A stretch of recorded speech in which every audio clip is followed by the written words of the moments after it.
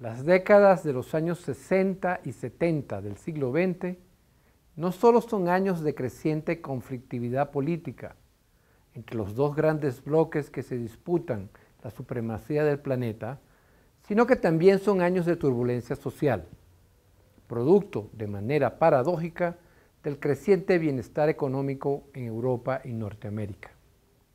La guerra del Vietnam, secuela de la guerra colonial de Francia en Indochina, se transforma en el escenario principal donde se actúa el conflicto este-oeste. Pero es solo uno de los muchos que se libran en Latinoamérica, África y otras partes del mundo. En Europa, la juventud militante de la posguerra, inspirada en ideas de revolución e incentivada por el nuevo bienestar económico y sus percibidas inequidades, se muestra como actor político de importancia.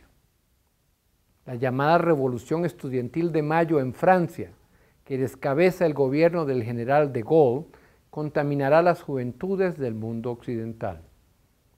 En los Estados Unidos, los americanos de raza negra comienzan una larga y a veces violenta lucha por sus derechos civiles.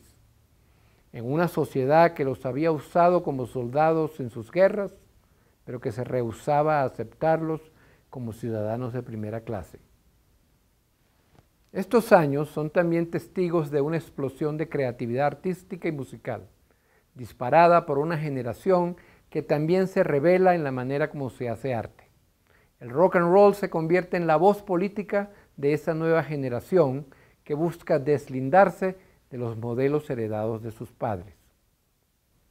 En otra parte del mundo, los países del Medio Oriente, algunos ensamblados a retazos, a conveniencia de los poderes mundiales, empiezan a jugar roles importantes en el panorama petrolero mundial, no solo por sus vastos recursos, sino también por su continua y en retrospectiva inevitable inestabilidad política.